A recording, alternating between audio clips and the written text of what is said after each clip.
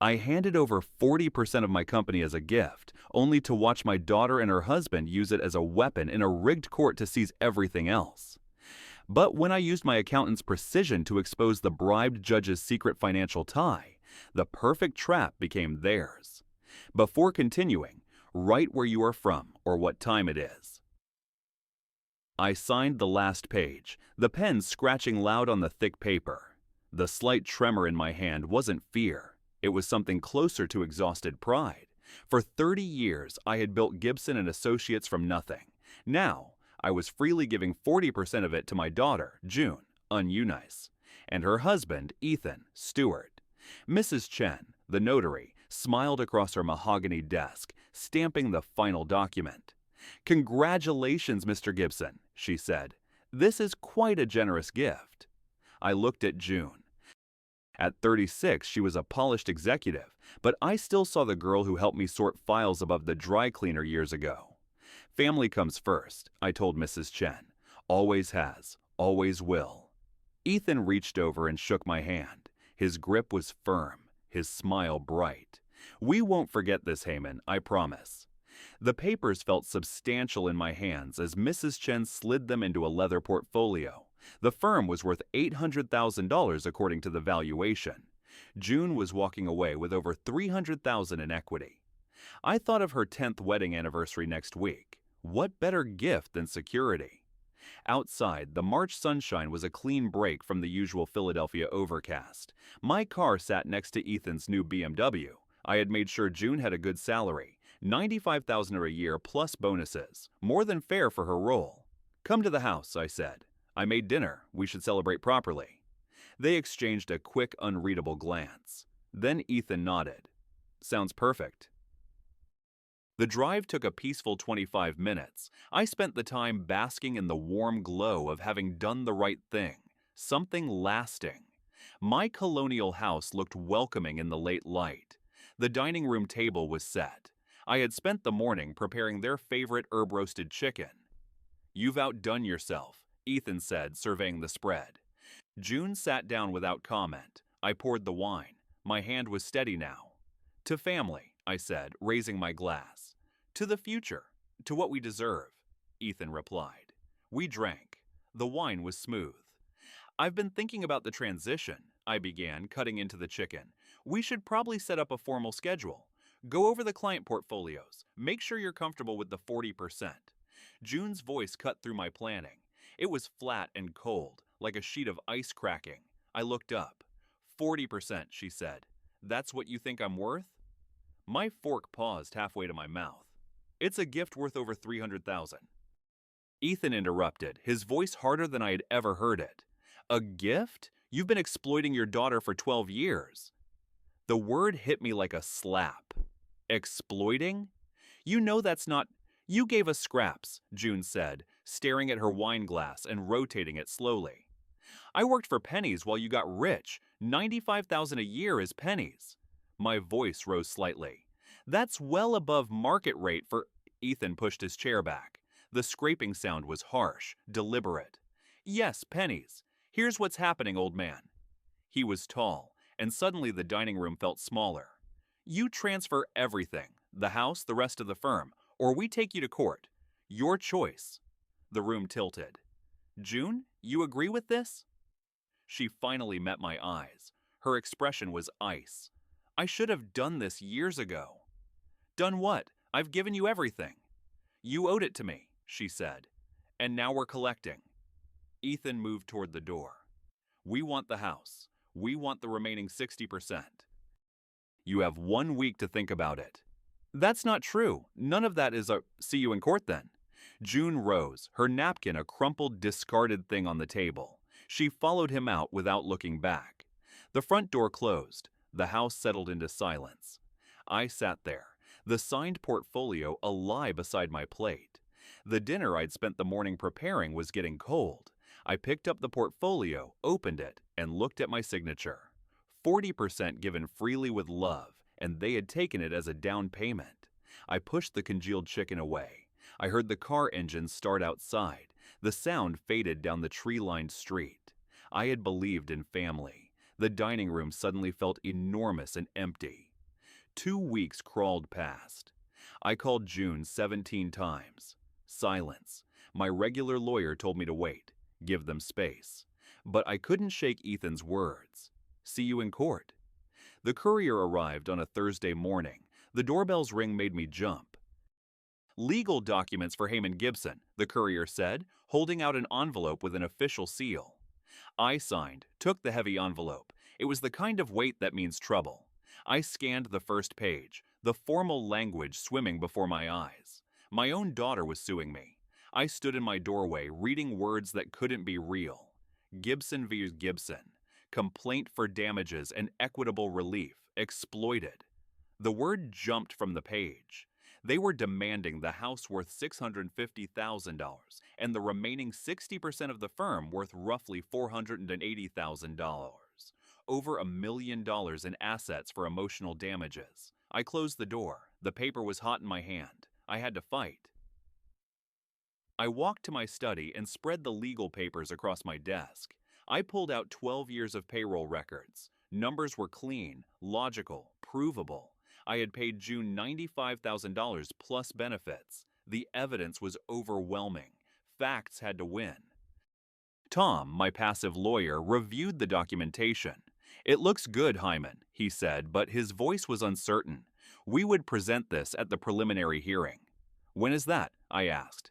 10 days. April 15th. I spent those 10 days building my defense, creating summaries, organizing proof. My accountant's precision became my shield. The courthouse was downtown, a massive limestone building. I arrived 40 minutes early, my briefcase heavy. Then I saw them.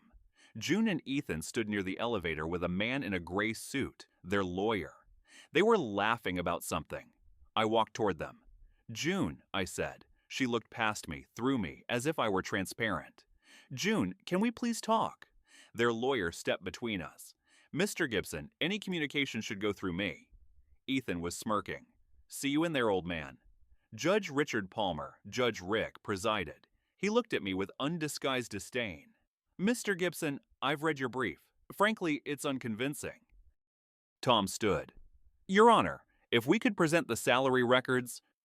You paid your daughter to work for you, Judge Rick interrupted. That doesn't erase exploitation. Above market rate, I said, unable to stay quiet. Significantly above. Judge Rick's gaze sharpened. Mr. Gibson, you exploited your daughter for years. This court recognizes emotional and economic damages. The phrasing was odd, too specific, as if he'd written it before hearing any evidence. June's lawyer stood. My client sacrificed her career prospects, receiving minimal compensation. Minimal. I couldn't help myself. Judge Rick slammed his gavel once. Crack. Mr. Gibson, you'll have your turn, though I suspect it won't change the fundamental facts. Tom touched my arm. A warning. The hearing continued for 40 minutes. Every time Tom tried to present my documentation, Judge Rick waved it away. I've reviewed the materials, counsel. Move on. But when June's lawyer spoke, the judge leaned forward, engaged, nodding. When I spoke, Judge Rick examined his fingernails in theatrical boredom. Something was wrong here. Judge Rick issued temporary orders preventing me from selling assets. We'll reconvene in 30 days. I suggest you consider settlement. The court is not inclined to rule in your favor. He hadn't heard our case, but he had already decided. The gavel came down. Adjourned. I was watching Ethan and Judge Rick near the courtroom door. Ethan's hand briefly touched Judge Rick's shoulder. Casual, familiar. Ethan approached, that smirk fixed on his face. You look confused, old man. The judge, I started. He didn't even look at my evidence. Ethan laughed. Of course he didn't. Rick's my boy from college. The corridor tilted. Rick. Judge Palmer. Yeah, Sigma Chi brothers. Think you ever had a chance in there? That's illegal. Ethan leaned closer. Prove it. Oh wait, you can't. See you at the next hearing when we take your house. He walked away, rejoining June. She looped her arm through his. They disappeared toward the elevator, celebrating. I made it to my car. Ethan's words looped endlessly. You lost before you walked in. The courthouse stood behind me, representing a system that was rigged, bought, corrupted. A cold, hard focus began to crystallize inside me, replacing the fool I'd been. They thought this was over. They were wrong. I spent 3 days looking at old photos. June at 5, gap-toothed pride. At 25, graduating business school. I was searching for the moment she became someone else, or the moment I stopped seeing who she really was. The photos didn't answer. They never do. On the 4th morning after the courthouse humiliation, I found myself in my study, staring at old firm records. Numbers had always been reliable. I pulled the previous year's quarterly reports. Then something caught my eye. Travel reimbursement, November 2023. Boston conference, amount $4,200 paid to Uneunice. But I had been at that conference alone. June had called in sick. My pen circled the entry before my brain fully processed what I was seeing. A knot tightened in my gut. I pulled more records. January 2024, consulting bonus to Stuart Callahan, $3,800, not approved by the board. March 2024, another travel reimbursement, Seattle. April, $5,000 in expense reimbursements for client entertainment. No receipts attached. The patterns emerged like shapes in fog, gradually solidifying. Small amounts under $5,000 each time, but frequent, consistent, deliberate. I spent the next week systematically reviewing 18 months of financial records. My study wall became a physical map of their digital crime. $47,000 over 14 months. Not massive, but criminal and proof of premeditation. This was a long con. The gift wasn't the beginning, it was the culmination. They'd learned my blind spots, my trust in family, missing the death of 1,000 small cuts. I sat back in my chair. They hunted me, I said aloud to the empty room. This was a plan. Not a naive father. Prey, but prey can become predator. It meant this wasn't about me being wrong. It was about them being criminals. That changed everything. I needed a different kind of lawyer, someone who specialized in corporate warfare. Research took 2 days. Daniel Kowalski's name appeared repeatedly. Specialty, corporate disputes with financial complexity. Rate, $350 per hour. I called Kowalski and Associates. I need a corporate lawyer. I have documentation of embezzlement spanning 14 months. That changes things. When can you come in? I placed a 3-inch folder on his desk. He picked it up. You compiled this yourself? I'm an accountant, still own the firm for now. He spent 20 minutes reviewing it. This is thorough work, Mr. Gibson. He closed the folder. But we have a problem. The 40% I already gave them. Exactly. You transferred ownership without clawback provisions. But I still own 60% controlling interest. Emergency board meeting. Freeze dividend distributions. Initiate full financial audit. Use my majority control to force transparency. They'll sue immediately, Daniel warned. I know. I met his eyes. I'm counting on it. Daniel studied me for a long moment. You're counting on being sued. That's aggressive. Your daughter will be implicated. She is implicated. She did it. This will get expensive, ugly. Are you sure? I thought about Ethan's smirk in the courthouse corridor. Mr. Kowalski, they wanted to play financial games with a man who built a business over 30 years.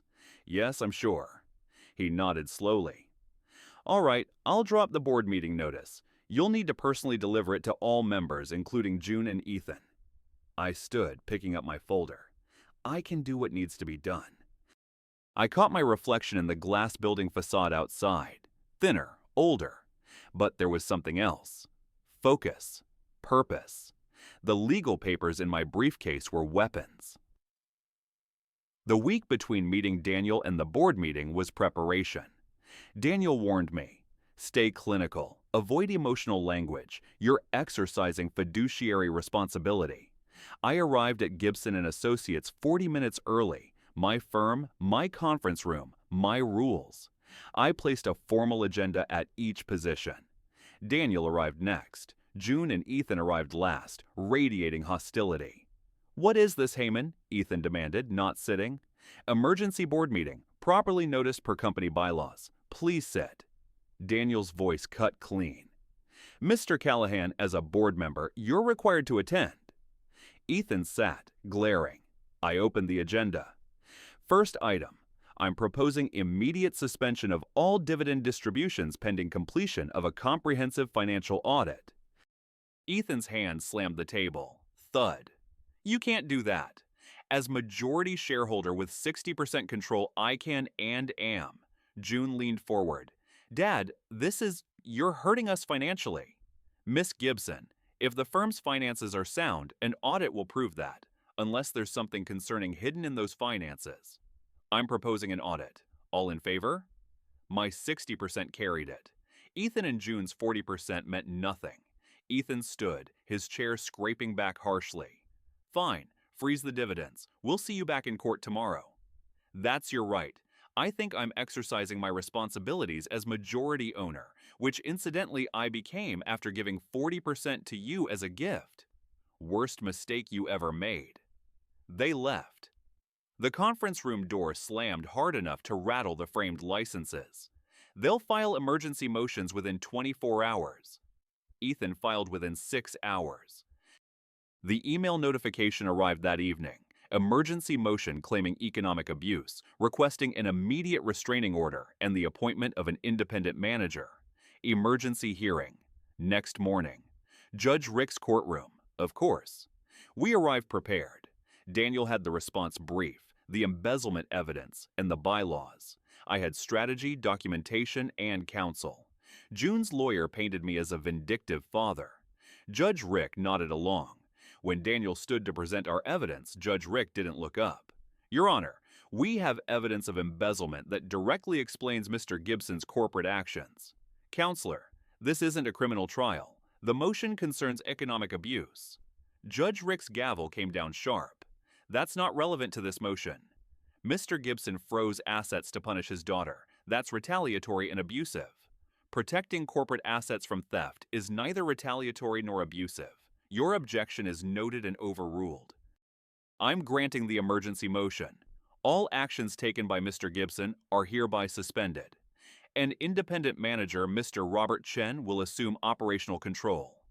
Daniel tried once more. Your Honor, may I ask Mr. Chen's qualifications? Judge Rick's expression went cold. He's a certified financial manager. He has no relationship to this court.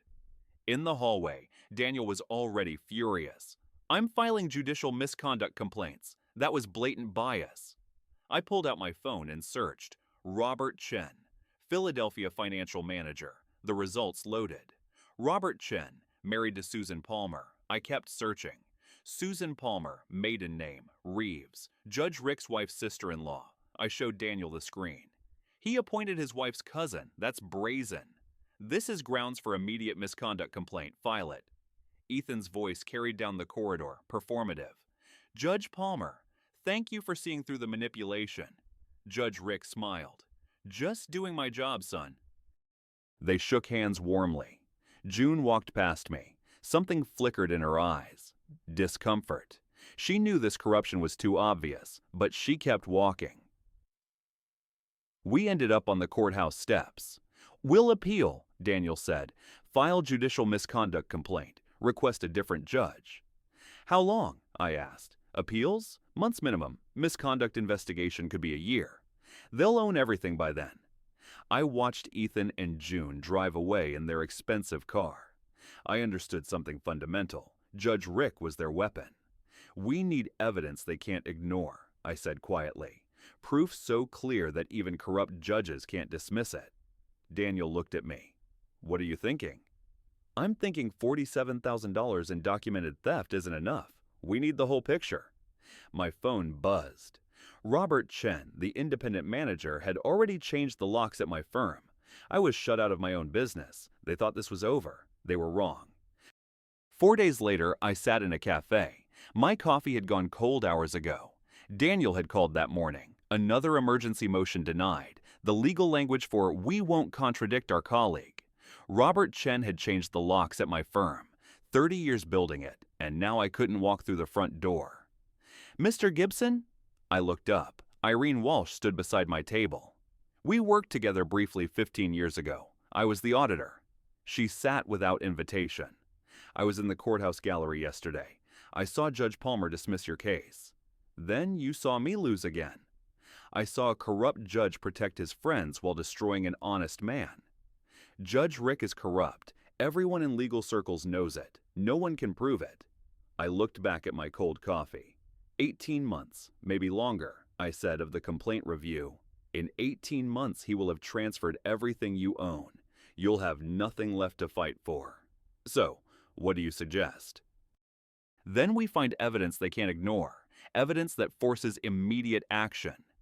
Why would you help me? I know what it's like to lose everything to corrupt people who smile while they rob you. She told me her story. Business partners embezzled. A corrupt lawyer flipped the case. I lost my business, my reputation. Don't be sorry. Be smart. I learned how they operate, how to find what they hide. Evidence they can't ignore. The kind hiding in public records, corporate filings, business registrations. You have information Judge Rick is afraid of. You just don't know which information. I followed her to her office in Old City. She spread documents across her desk. 23 cases flagged over 5 years where Judge Rick ruled against clear evidence. Judge Rick ruled against documentation in everyone. Exactly, but watch his behavior in the transcripts. Notice when he gets uncomfortable. I scanned the highlighted sections. When litigants mentioned corporate documents or business filings, Judge Rick's language shifted, becoming dismissive. He fears public records, I said quietly, because his name is in them. We needed a professional investigator. She recommended Sarah Chen, former IRS investigator. Rate $150 per hour. I called Sarah. I need a financial investigator, corrupt judge, questionable business connections. Minimum 10 hours up front, $2,500. When can you start? Today. Send me names, businesses, dates. I'll have preliminary findings in a week. I sat back in Irene's desk chair. For the first time, I felt purpose. Irene handed me coffee. They made a mistake, you know, she said. What mistake? They assumed you'd stay broken. You were shocked. Shock wears off. Then you remember who you are. I looked at the whiteboard. Judge Rick's name at the center, lines connecting to Ethan, Robert Chen, and others. The web was visible. 1 week, I said. Then we see what Sarah found. Sarah arrived at Irene's office on a Thursday morning, carrying a leather portfolio thick with documents. We hadn't slept much, maintaining the intense pressure of our investigation. I found the connection, she said, no preamble. It's worse than you thought. How bad? I asked, my voice a dry whisper. She spread documents across Irene's desk, corporate registrations, business filings, and bank records obtained legally through public databases. Judge Rick owns 30% of Ethan's consulting firm, has since the company was registered 18 months ago. Irene leaned forward sharply. That's direct conflict of interest. He can't hear cases involving that business. He's heard 5 cases involving Ethan's business associates in the past year alone, including yours. Sarah's finger traced through bank records. Look at this. Ethan paid himself from a company Judge Rick co-owns. They're just moving money in a circle. My accountant's training took over. But look at the dates. Exactly. Sarah nodded. Ethan received payment of $4,200 the same week Judge Rick issued the temporary order, blocking your corporate actions. Another payment, 2 days after Judge Rick appointed Robert Chen as manager. Payments correlate to rulings, every single time. $84,700 over 2 years, Sarah summarized. That's not consulting fees. That's bribery disguised as business income. Judge Rick's ownership was hidden under a shell company name, but corporate records showed him as the beneficial owner. Public records legally obtained, court-quality documentation. This ends him, I said, the words heavy with finality. Palmer's career is over.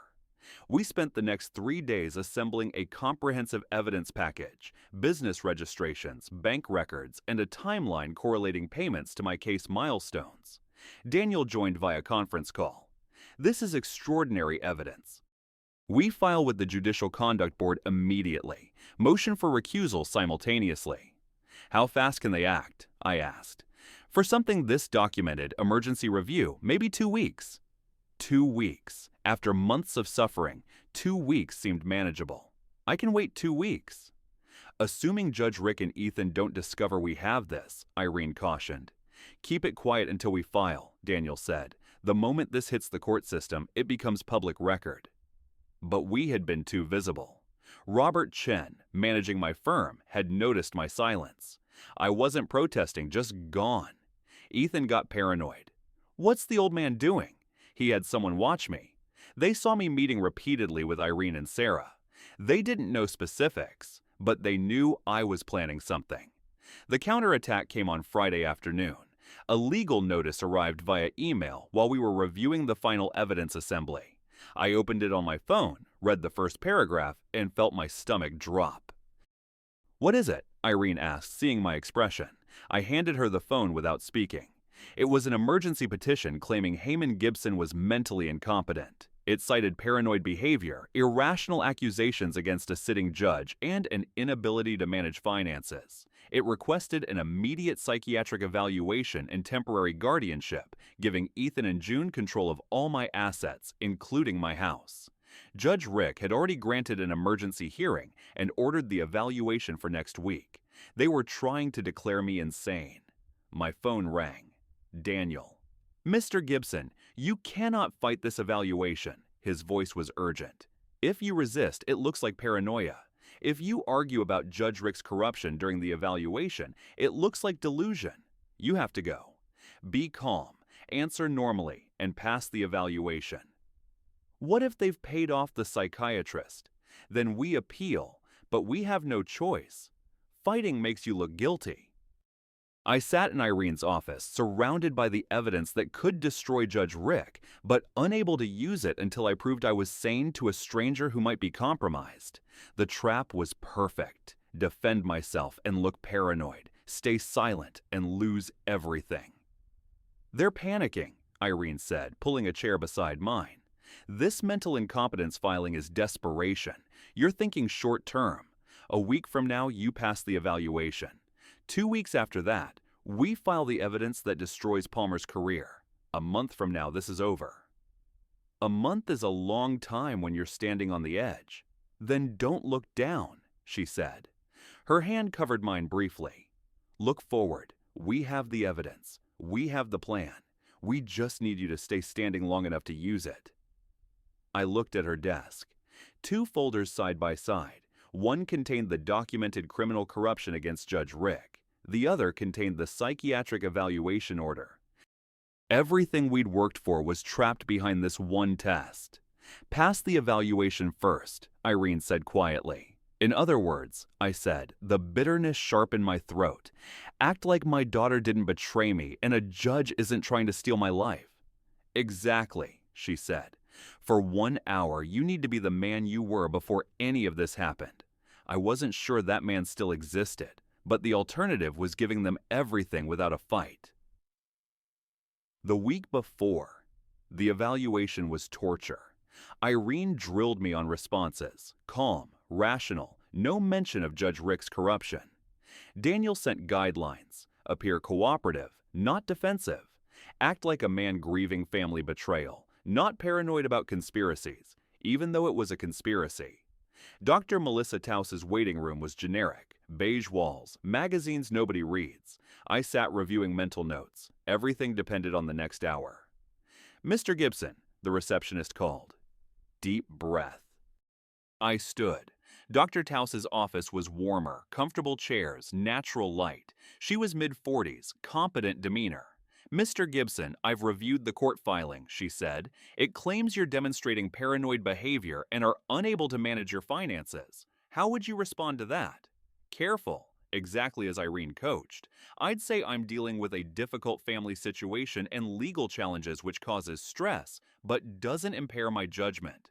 "Tell me about these legal challenges." "My daughter and her husband sued me after I gave them a substantial gift. They want more. The court proceedings have been frustrating." "Frustrating how?" "The judge has ruled against me consistently, even when I believe the facts support my position." She made notes, asked about my business, my mental health history. "Yes, I was stressed." "Who wouldn't be?" "Yes, I was hurt by my daughter's betrayal." "No, I wasn't suicidal or delusional. I focused on facts, not emotions." As the evaluation progressed, her expression shifted from neutral professional to puzzled concern. She reviewed the court filing again, then looked at me directly. "Mr. Gibson, I need to be direct with you. I've conducted hundreds of competency evaluations. You're presenting as cognitively intact, emotionally balanced, and capable of rational decision-making. Then why am I here?" That's my question. The filing describes behavior I'm not observing. No paranoia, no impaired judgment, no inability to manage affairs. Quite the opposite. You're articulate, organized, and your emotional responses are proportional to the situation. Something loosened in my chest. "So, your report will say I'm competent. My report will say the allegations are unfounded, and you present no evidence of incapacity. Frankly, this seems like misuse of the evaluation process." I called Irene from the parking lot. "It's done. She says I'm fine. Better than fine." She's questioning why the evaluation was ordered at all. Relief flooded her voice. "That's exactly what we needed. She'll file the report within 48 hours. Get back here. Time to file everything we've prepared." I drove to her office. The city looked sharper, like the fog had finally cleared. Daniel joined via video call. "We hit them on 3 fronts simultaneously," he said. "Judicial ethics complaint, civil lawsuit for embezzlement, IRS report for tax fraud. How fast can you file?" "Ethics complaint today, lawsuit tomorrow morning. IRS report is an anonymous tip. I'll submit tonight." Irene leaned forward. "What's the timeline on ethics investigation for something this documented?" "They'll open an investigation within a week, preliminary hearing within a month." A month. Judge Rick had been destroying my life for 3 months. 1 more month. I could wait. Daniel's expression grew serious. "This will get uglier before it's over. Ethan and June will panic, file more lawsuits, make more accusations. Let them." My voice came out colder than expected. "Every action they take creates more evidence of their behavior. Daniel, I'm done being careful. We have evidence that's court-proof. File everything." After Daniel signed off, Irene and I worked late, finalizing documents. The conversation shifted, became personal in the quiet spaces between strategy. "When I lost my business," Irene said, rubbing her eyes, "I thought I'd never trust anyone professionally again." "Did you trust again?" "I learned to trust myself, to trust evidence and documentation rather than promises. It's lonely, but safer." "I understand that. After my wife died, I stopped letting people close. Built walls." "Are the walls still there?" "Some of them." I met her eyes. "But working with you these past weeks, it's different. I'm not alone in the fight." "No, you're not alone." As I prepared to leave, Irene walked me to the door. "You know you're not alone in this anymore, right? Whatever happens, you have someone in your corner." "I know. I don't think I could have survived this without you." "Partnership," she said, smiling small. "That's a good word for it. For now." For now. I drove home. For the first time in months, I didn't feel alone. Tomorrow, we filed everything. That night, I slept better than I had in months. Not because the fight was over, but because I was finally fighting back on my terms. The next morning, Daniel appeared on the video call, his face serious but anticipatory. "Ready?" he asked. "Once I file, there's no pulling back." "File it." His finger hovered over his mouse, then clicked. Ethics complaint submitted. 47 pages documenting Judge Rick's ownership in Ethan's firm, the $84,000 in payments, the timeline of 23 biased cases, everything meticulously sourced. "Civil lawsuit?" Irene prompted. Another click. Filed. "Ethan and June will be served tomorrow. And the IRS tip," I said. "Anonymous Form 3949A submitted last night. It's in their system." 3 weapons launched simultaneously. "Then we wait," I said, "and prepare for retaliation." 5 days after filing, Judge Rick received formal notice from the Judicial Conduct Board, an ethics complaint alleging financial conflicts of interest, bias, and corruption. Preliminary investigation opened immediately given the evidence quality. I imagined him in his chambers, realizing we had his financial records, Ethan's payments, everything. A week after the filings, I had to appear for a routine scheduling hearing. Judge Rick was still technically assigned to my case. Daniel came with me. In the courthouse hallway, Judge Rick approached. A breach of protocol, but he was beyond caring.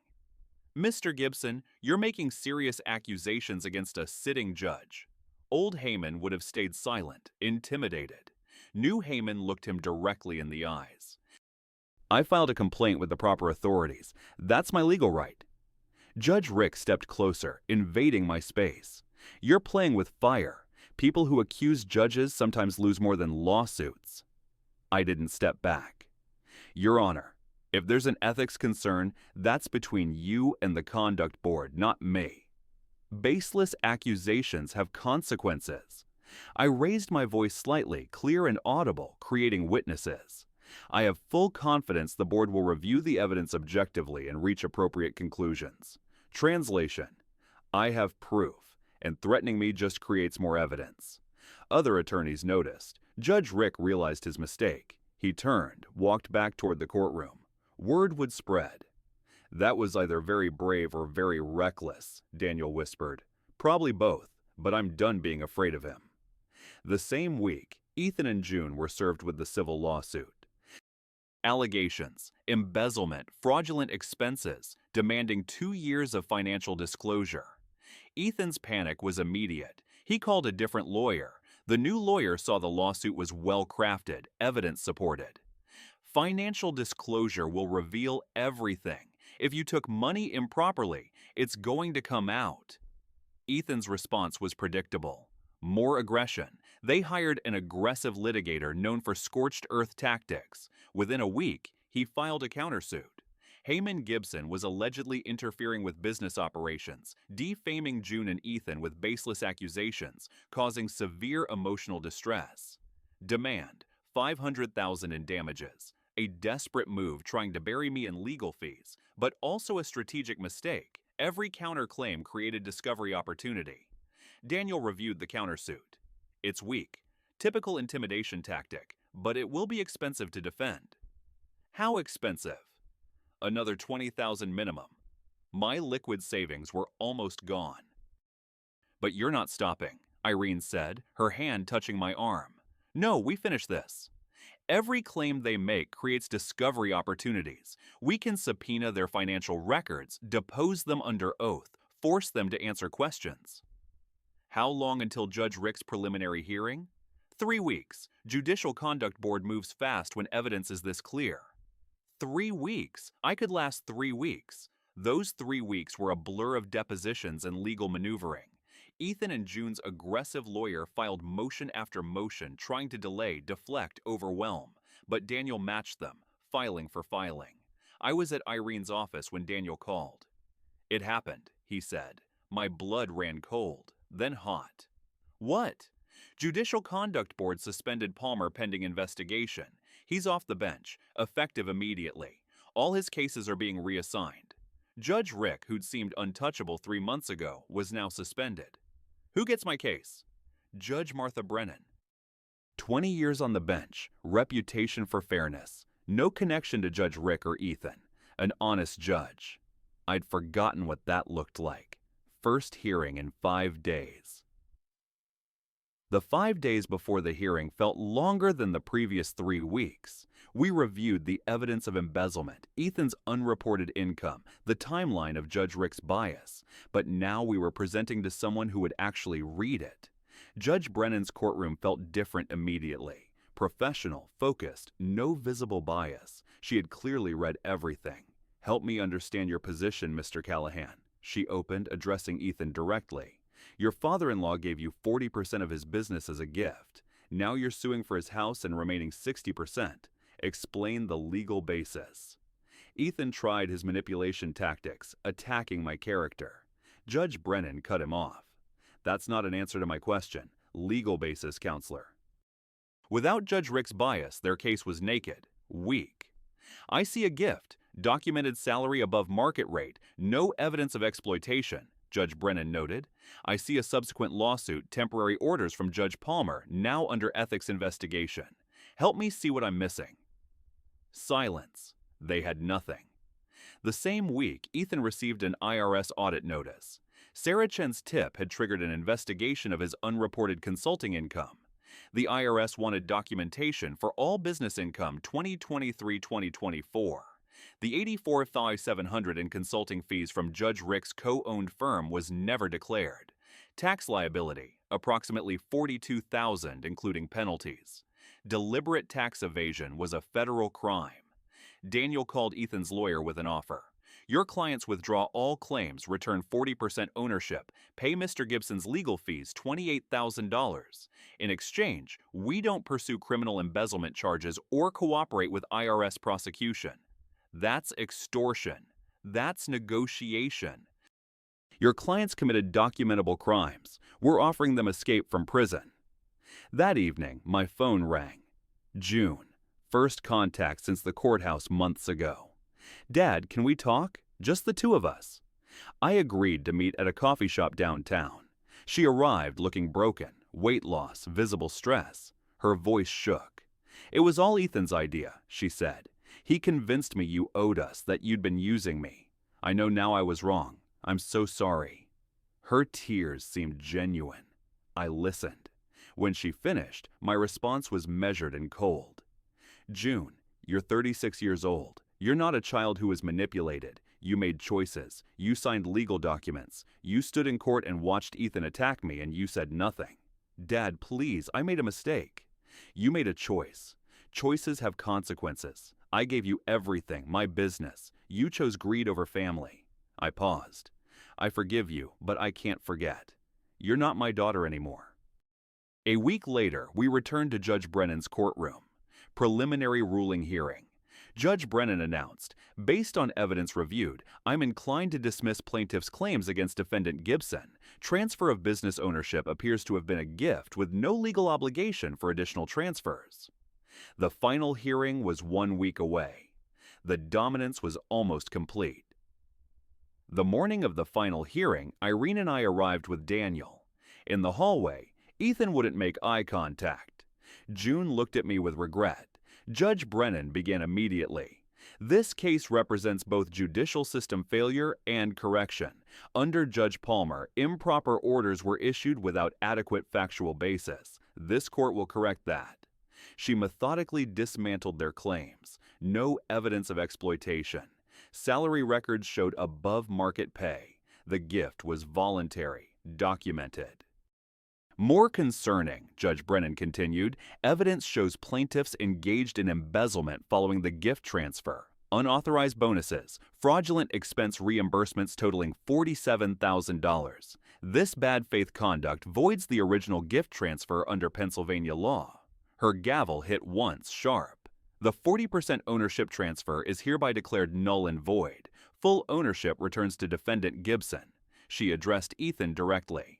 Mr. Callahan, you failed to report $84,700 in business income to the IRS. This court cannot impose criminal penalties, but IRS has assessed tax liability of $42,000 including penalties. Additionally, plaintiffs are ordered to pay defendants' legal costs, $28,000. Judge Brennan added one final note. Pennsylvania Judicial Conduct Board issued a ruling yesterday regarding Judge Richard Palmer. He is suspended from judicial duties for 3 years with prohibition on holding judicial office. His financial conflicts of interest constituted serious ethical violations. This matter is concluded. 6 months of warfare ended. Irene's hand touched my shoulder from the gallery row behind. Outside, June lingered. Dad, just one word loaded with years. I know you'll never forgive me. I just want you to know I understand now what I threw away. I'm sorry. My response came measured, not cruel. June, I gave you every advantage. You chose greed over integrity. I do forgive you. But forgiveness doesn't erase consequences. You're not my family anymore. Will you be okay? Yes. Better than I've been in years. She saw Irene beside me. Understood. I'm glad you have someone. She walked away. My daughter, now a stranger. I felt sad, but free. Irene linked her arm through mine. Ready to leave? Yes, let's go home. 1 week later, I signed papers selling Gibson and Associates to Reynolds and Associates for $850,000. After 30 years, I walked away in an afternoon. No regret. The firm represented betrayal and pain. Time for something new. Irene and I filed paperwork for Walsh Gibson Financial Protection Services, a consulting firm helping elderly business owners protect themselves from family financial abuse. Our scars became their shields. I heard what became of Ethan and June, divorced within a month of the final ruling. Ethan's consulting business collapsed when forced to sell Judge Rick's stake, working now in sales, bitter and broke. June couldn't find work at major firms, reputation damaged. She was a staff accountant at a small company, salary $45,000. They each got what they pursued, isolation and financial struggle. Late August evening, Irene and I sat on my terrace in Chestnut Hill, the house they'd tried to take, Philadelphia sunset visible. "You know what's strange?" I said.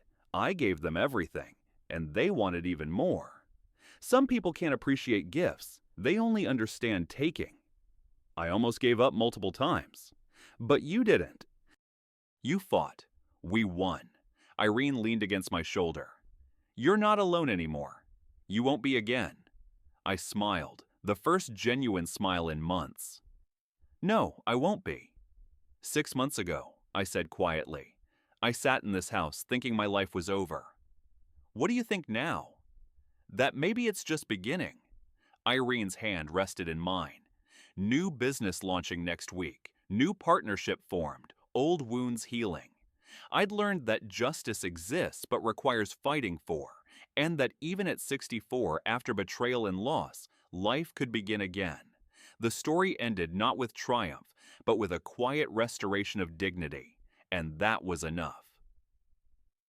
If this story resonated with you, leave a like and consider subscribing. You can also drop any comment below, even just one word. Maybe tell me where you're watching from or what time it is right now. Sometimes one word is enough to say you were here.